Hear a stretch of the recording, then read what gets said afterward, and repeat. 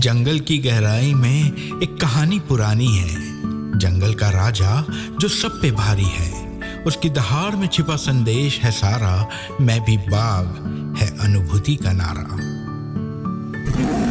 मैं भी बाघ, मैं भी बाघ, हाँ मैं भी बाघ, मैं भी बाघ, मैं भी बाघ, हाँ मैं भी बाघ। अपनी शक्ति को पहचान, बचाएंगे हम ये पर्यावरण, ये वन। अपनी शक्ति को पहचान। भैया आप जाओ, कैमरा दो इधर। आओ बच जा रहे हैं, फोटो में निकालो। आपने देखिए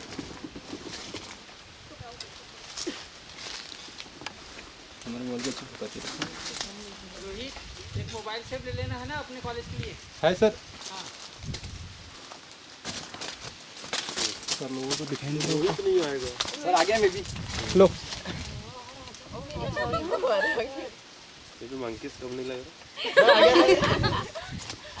हो गई, चलो चलो सर हो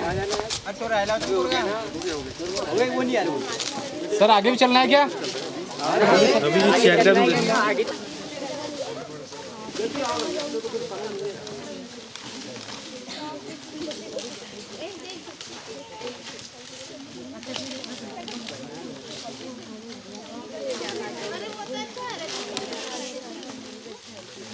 सब लोग शांत रहिए। हम लोग यहाँ पर जो खड़े हुए हैं ना, यहाँ पर ये क्या दिख रहा है आपको? ये क्या बंधाल। इसको बोलते हैं चेक डैम। क्या बोलते हैं? Check dam. यहाँ पर देखिए आप, एक चेक डैम ये लगभग 15 से 20 साल पुराने हैं। पहले बनाए गए। अब क्यों बनाए गए थे बता रहा हूँ मैं। ये इधर भी निश्चित रूप से यहाँ से ही बनाया गया है। दिख रहा है ना वहाँ पर टूटा हुआ, इधर कहीं ऊपर जाके बनाया है। लेकिन इसका सामान्य तौर पे जो नियम है बनाने का, ये इसका जो टॉप जहाँ पर इसका रहा होगा, इतना ऊपर है, तो इसका टॉप और ऊपर वाले को बचा एक लेवल पे है ना। इसका ये सिद्धांत है। मान लो जहाँ पर ज़्यादा तेज तीखा ढाल होगा वहाँ नज़दीक नज़दीक आएगी, दूर नहीं आ सकते, नहीं तो ऐसा हो जाएगा। ये तो वहाँ बना कितने हो जाएंगे, तो उसका ऐसा होना चाहिए ना, इसका बटन इसका टॉप।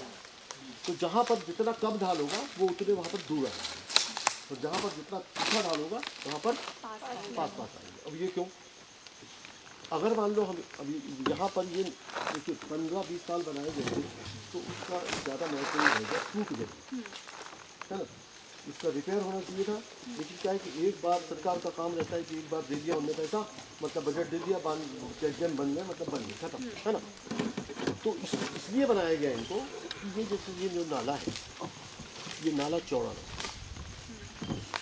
बढ़े ना, और फिर इस चेक डैम में क्या क्या पानी भी रुकेगा, तो नीचे जाएगा, नीचे है ना। फिर क्या होगा, मिट्टी भी रुकेगी यहाँ पर है ना, तो भूस्खलन भी रुक जाएगा इससे। और ये नाला चौड़ा होने के बस, अगर चौड़ा होगा तो क्या होगा, इसके दायरे में पेड़ आएगा, पेड़ गिरेंगे, क्या हुआ, इसके दायरे में पेड़ आते जाएंगे और वो गिरते जाएंगे है ना। तो ये जहाँ पर भी छोटे छोटे नाले जंगलों में पाए जाते हैं, उनको पहले से ही संभाल के रखना चाहिए, इसलिए ये चेक डैम बनाए जाते हैं। अगर हमने संभाल करके इनको नहीं रखा तो प्रत्येक नाला चौड़ा है। और अब इसमें एक अच्छा, बहुत अच्छा सुंदर एग्जाम्पल है कि आप ये देख रहे हैं, ये नाले के अंदर ये पेड़ उग गया है ना, तो निश्चित रूप से यहाँ पर क्या मिट्टी आई ना, उसी मिट्टी में होगा, तो इससे फायदे। अब ये क्या, ये हुए चेक डैम। आपने ग्राम पंचायतों में जो पहाड़ियाँ गाँव में दिखती है, उसमें कुछ नालियाँ देखिए कभी क्या, पहाड़ों पर नाली ऐसी बनी है, छोटी छोटी नाली देखिए कि नहीं, वो काहे के लिए बनाई जाती है?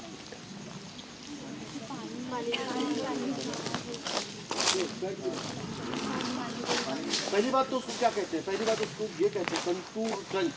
कंटूर ट्रंच मतलब कंटूर, यानी कंटूर जैसे, कंटूर क्या होता है बताना पड़ता है। कंटूर क्या होता है, ज़्यादा मैं तकनीकी शब्दों का अगर उपयोग करूँ, उसको बोलते हैं समोच्च खंती। समोच्च मतलब ट्रंच है खंती, समोच्च का क्या मतलब हुआ, समोच्च यानी जैसे ये पहाड़ है,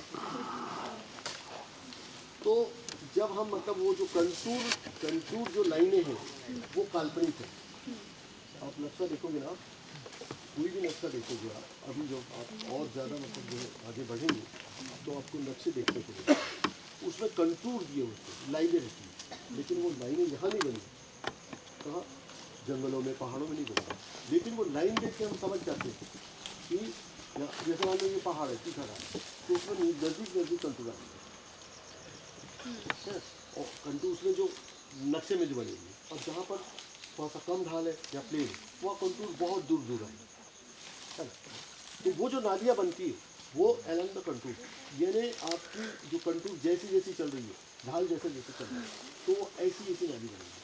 ठीक है, 2 मीटर लंबी रहती है नाली, 45 सेंटीमीटर गहरी और 45 सेंटीमीटर चौड़ी रहती है।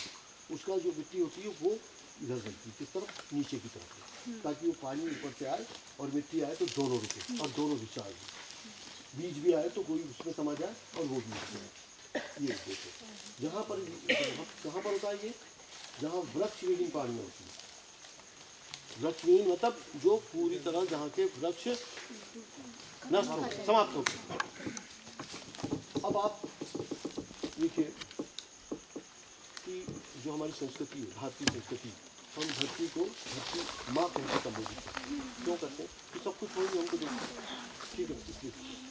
लेकिन उसको कष्ट पहुँचाना, तो उसको अगर कष्ट पहुँचे तो निश्चित रूप से हमको भी कष्ट होना चाहिए, और वो कष्ट ना पहुँचे इसके हमको उपाय करना चाहिए, है ना।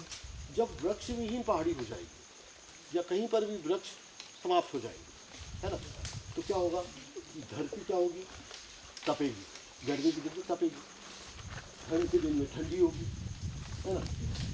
उस पर जो हरित आंचल होता है, उसको हम आंचल कहेंगे, जो हरा होता है, हरित आंचल नहीं रहेगा तो क्या होगा, गर्मी के दिन में तपेगी, ठंड के दिन में ठंडी होगी, और बरसात के दिन में कटेगी फटेगी मतलब जैसे ये नालियाँ बन रही ना, जैसे ऐसे बनेगी, है ना। तो जैसे देखिए हमारे शरीर पे कम कपड़े हो, हम बरसात में निकल जाए तो निश्चित रूप से दूसरे दिन बुखार आ जाएगा। ठंड में ऐसे कम कपड़े हो तो भी मतलब बुखार आ जाएगा, और अगर मान लीजिए गर्मी में हम निकले तो भी बुखार आ जाएगा, है ना। तो हमारे शरीर का तापमान बढ़ जाएगा। तो इसी तरह से जो धरती का तापमान है, अगर वो वृक्षविहीन है, कपड़ा नहीं है उस पर, तो निश्चित रूप से वो तीनों जितनी भी हमारी ऋतुएं हैं उनमें बढ़ेगा, ज़्यादा बढ़ेगा, और बढ़ेगा तो फिर उसमें जितने भी जीव जंतु उसके अंदर रहते हैं उन पर उसका असर पड़ेगा, मर जाएंगे, नहीं जाएंगे। रेगिस्तान में वही हाल है ना, रेगिस्तान में कुछ भी नहीं है नीचे, है ना, मर जाएंगे। जब हमारी मतलब तबीयत खराब होती है, हमको जब बुखार आता है तो हम क्या करते हैं, सबसे पहले क्या करते हैं, तुरंत के लिए पैरासीटामोल देते हैं, क्या देते हैं, पैरासीटामोल। तो पैरासीटामोल से क्या होता है कि तापमान एकदम कम होता है। लेकिन हमको डेंगू है या मलेरिया है तो उसके हिसाब से 4-5 दिन का कोर्स देना है, तब जाके वो बीमारी समाप्त होती है, ठीक है ना। इसी तरह से जो हमारी पृथ्वी है, जो हमारी धरती है, तो उसको हम उसको जो बुखार आए तो उसको कम करने के लिए तत्काल क्या करेंगे, हम ये नालियाँ खोल देते हैं, ये चेक डैम बना देते हैं तत्काल के। लेकिन इसका पूरा कोर्स क्या है,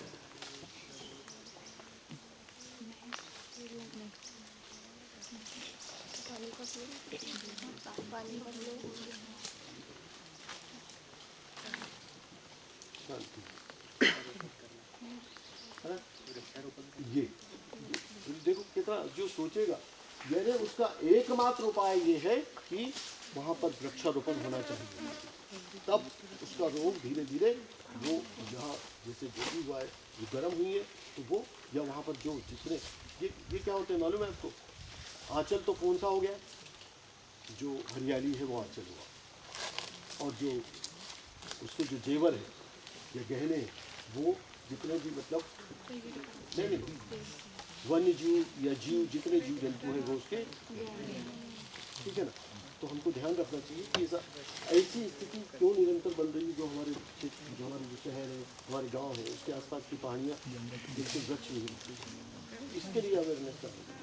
इसमें अगर झाड़ पेड़ पौधे होंगे तो हमारे फिर गांव का निश्चित रूप से जल का स्तर बढ़ेगा, खुशहाली, रोग कम होंगे, ऑक्सीजन मिलेगी, तो ये सारी चीज़ें हैं, ठीक है ना। चॉकलेट रहेगी तो इसकी बात कोई बात नहीं सर, वैसे भी 4-5 जमा हो गई है। दूसरे को दे दो। Thank you sir. तालियां भाई तालियां।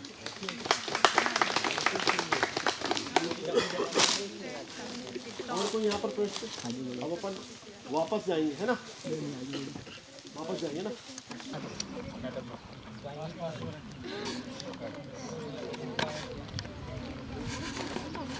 ये आप आगे बढ़ जाओ।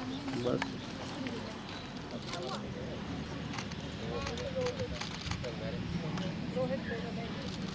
तो मनोज जी हम लोग नहीं आए ऐसा लग रहा है। आप लोग नहीं आए? हाँ देखो ना, तू घर ले रहा था तो इसलिए मैं तो देख के बता रहा हूँ। ये प्लेट में ज़्यादा नहीं। रोहित, आपको मोबाइल में ले लेना है ना भैया, अपने कॉलेज के लिए। सर मोबाइल वाले भैया इधर खड़े, अपने कॉलेज के।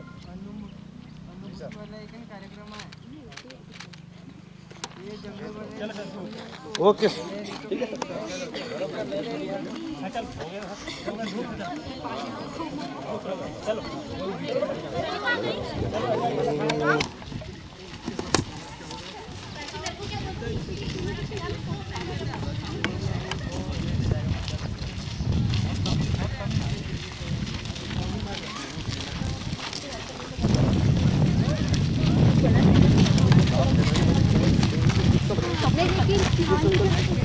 यही कर रहे हो खाली पैसा खर्च हो रहा है।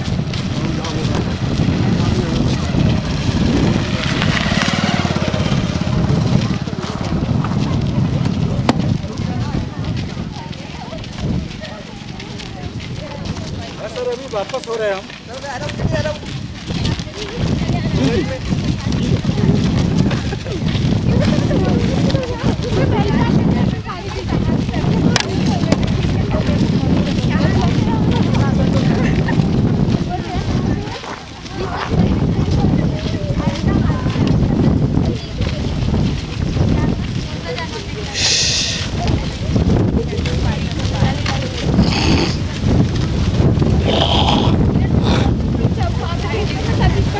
नेटवर्क आया था हेलो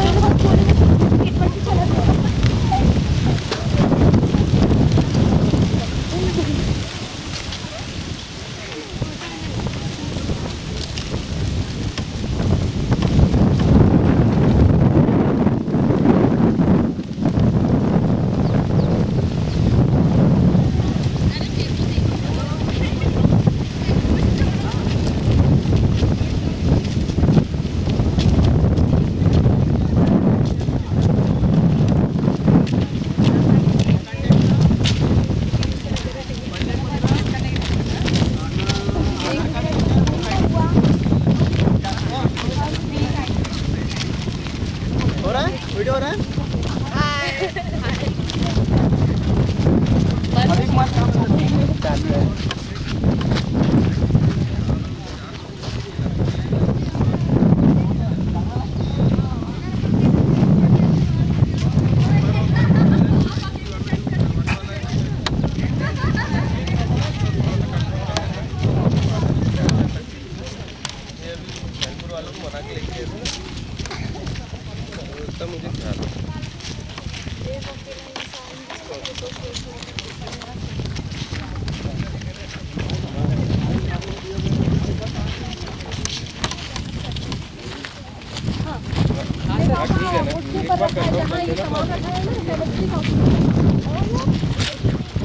मैथ में हाँ ये एक ही कोर्स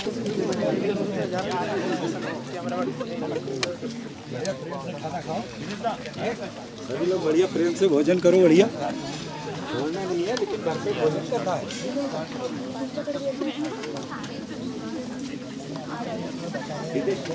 जल्दी ना पानी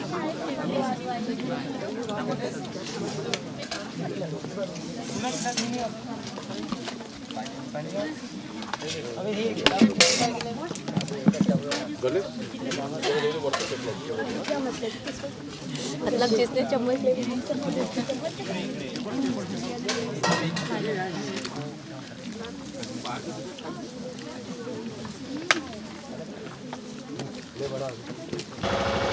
मेरा हेक्टेयर 17,000 हेक्टेयर 17,000 इस रेंज का पर्टिकुलर रेंज का मुझे नहीं जानकारी है मेरी इसका भी लगभग मेरा ख्याल 10,000 के आसपास होगा, कुछ तो रेंज है ना।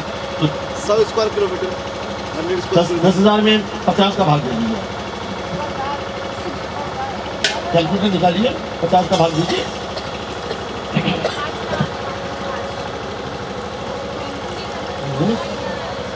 10,000 में 50 का भाग कितना? लगभग 200 कूप एक दिन में। अब यहाँ से ध्यान देने वाली बात आती है कि इस कूप पे 200 मतलब हमारी रेंज जो है पूरी 200 भागों में 200 भागों में है विभक्त। इसको जो भाग है उनको हम कहते हैं कूप। तो इस वर्ष कौन से कूप में काम करना है, काम करने की बात कर रहा हूँ, उसके साथ साथ कटाई भी होती है। जो चेक डैम वगैरह बने थे ना, वो काम भी आएंगे। कौन से कूपों में काम करना है, किस वर्ष करना है, ये निश्चित रहता है, ठीक है ना। तो नक्शों में जो है ये बिल्कुल सब ऐसे पूरा बाउंड्री बनी होती है और कब कहाँ काम करना है हमको मालूम है। जैसे कि मान लो हमको जो है आने वाले साल किसी कूप में या 50 हेक्टेयर में, आवाज़ कम कर दो, आवाज़ कम, किसी कूप में काम करना है आने वाले साल, तो हम इस साल उसकी तैयारी करेंगे। यानी हमारी तैयारी कब से चालू हो जाएगी? अप्रैल से चालू हो जाएगी। इस आने वाले अप्रैल वित्तीय वर्ष समाप्त होगा ना, अप्रैल से चालू होगी और फिर आने वाले मार्च के बाद तो सबसे पहले खोखले वृक्ष, पोले वृक्ष जो है 5 प्रति हेक्टेयर छोड़े जाते हैं।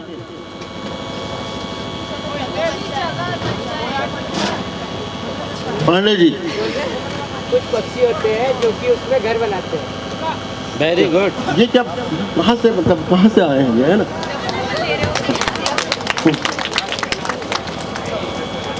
ये 2 चाहते कि हमको पैसा मिले, इसलिए काटते हैं कि वो जंगल का विकास हो, पर्यावरणीय दृष्टि से वो जंगल अच्छा हो, ज़्यादा ऑक्सीजन दे, ज़्यादा कार्बन डाइऑक्साइड का अवशोषण करे, इसलिए। ठीक, तो 5 पोले वृक्ष हम इसलिए छोड़ते हैं कि वहाँ पक्षियों का निवास और मधुमक्खियाँ भी उसमें अपना निवास बनाती हैं, छत्ते बनाती हैं उसमें, सतपुड़िया और कोठी। उसके बाद 5 सूखे वृक्ष प्रति हेक्टेयर छोड़ते हैं, 5 सूखे वृक्ष प्रति हेक्टेयर छोड़ते हैं। बताइए आप क्यों छोड़ते हैं? क्यों छोड़ते हैं?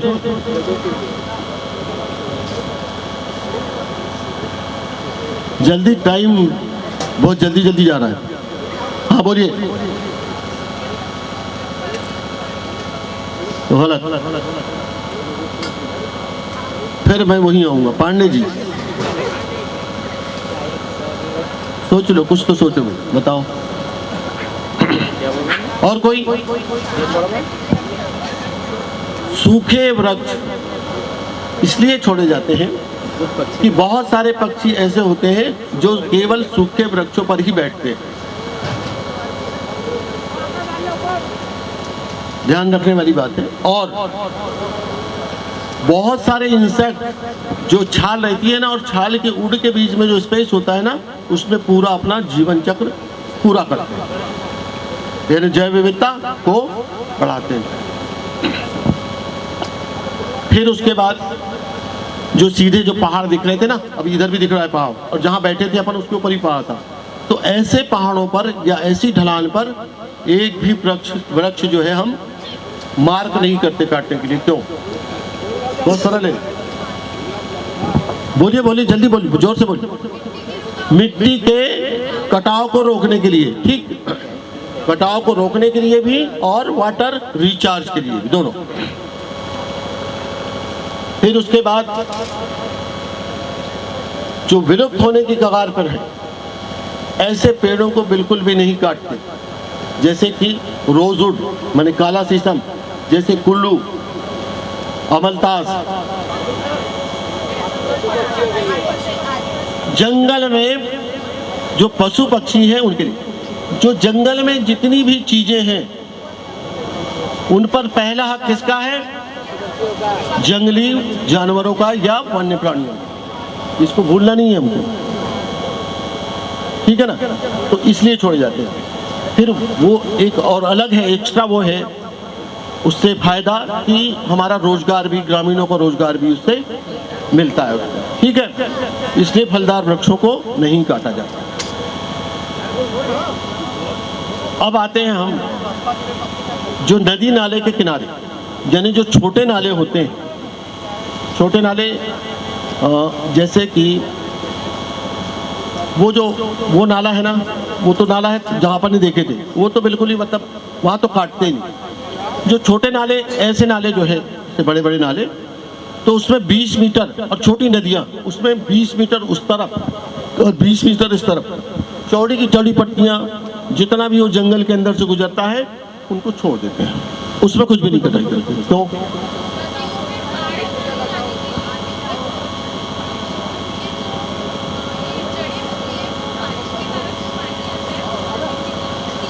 मिट्टी को रोकती है वो।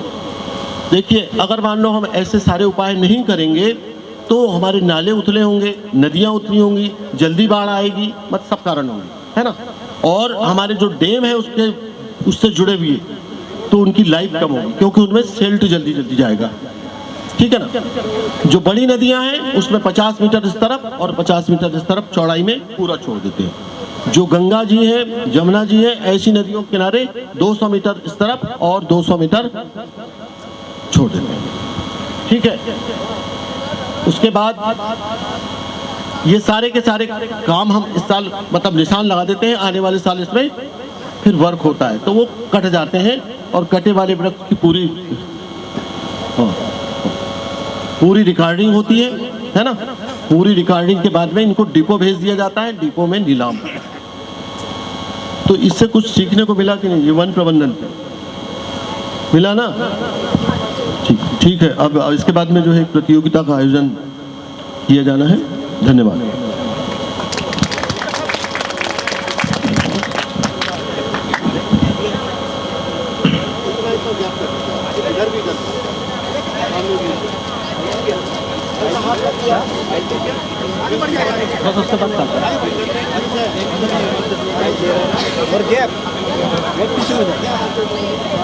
इसमें उपस्थित वन मंडल अधिकारी तिरपुड़े साहब, हमारे इस कार्यक्रम के मास्टर ट्रेनर शिवरे सर एवं सभी सहयोगी, सभी को बहुत बहुत धन्यवाद।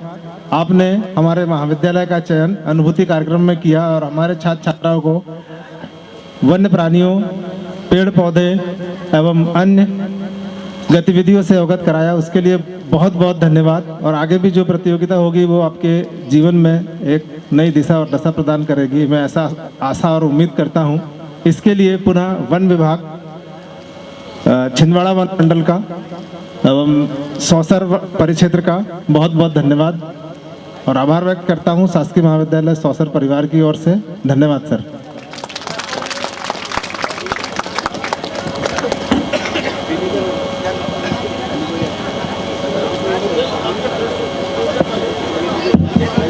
मिशन का क्या मतलब होता है, इधर ध्यान देंगे आपने।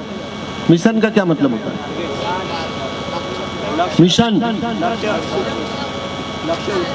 लक्ष्य, उद्देश्य, आंदोलन, अभियान। जैसे स्वच्छता अभियान, ये क्या हुआ, जीवन के लिए अभियान। तो जब कोई चीज बहुत बिगड़ जाती है तो उसके लिए क्या करना पड़ता है, अभियान चलाना पड़ता है ना। तो हमारी जो जीवन शैली है वो बहुत ज़्यादा बिगड़ चुकी है, वो प्रकृति के अनुकूल होने के बजाय प्रतिकूल हो गई है, ठीक। तो क्या हो गया भाई, ऐसा क्या हुआ, हम लोग ऐसा क्या करने लग गए?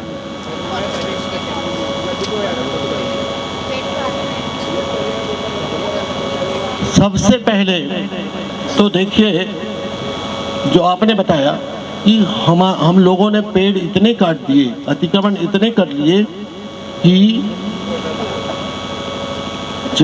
एक तो मतलब हम पेड़ काट रहे, अतिक्रमण कर रहे हैं, फिर वन भूमि, बहुत सारे प्रोजेक्ट जैसे रोड है, बहुत सारी खदानें हैं, बहुत सारे डैम हैं, उनमें निरंतर घटते जा रही है, उसमें शामिल होते जा रही है, निरंतर वन भूमि घटती जा रही है और पेड़ घटते जा रहे हैं। तो सबसे पहले तो जहाँ खाली जगह है वहाँ पर हमको पेड़ लगाने के लिए प्रेरित करना है ना।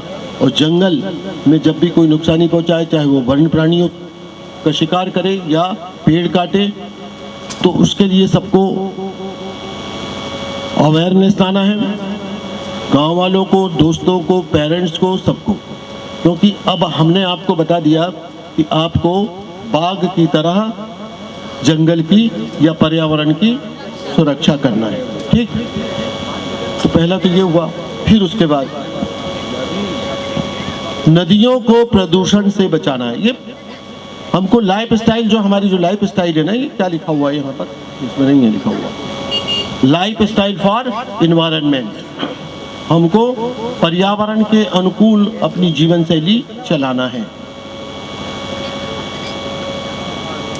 तो हमारी जो नदियाँ प्रदूषित हो रही है उनको प्रदूषण से बचाना है, उसके लिए अवेयरनेस लाना है।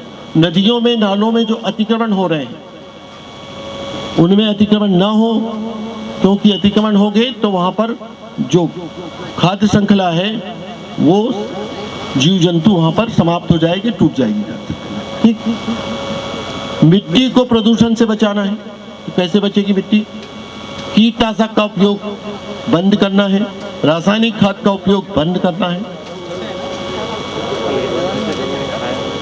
फिर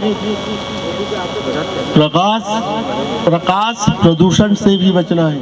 मतलब ज़्यादा प्रकाश जो रहता है ना, वहाँ पर हमको कम रहना है ना, सीधे पड़ता है जो। फिर ध्वनि प्रदूषण से भी, जहाँ पर डीजे बजता हो वहाँ से दूर हो जाना है, ध्वनि प्रदूषण से भी बचना है। फिर उसके बाद हमारे घर में जो गीला कचरा है, सूखा कचरा है, उसको अलग अलग रखना है। जब हम घर में बर्तन मांजते हैं तो जो भारी बर्तन होते हैं उनको पहले से भिगो के या फुलो के रखना है, कम पानी लगे।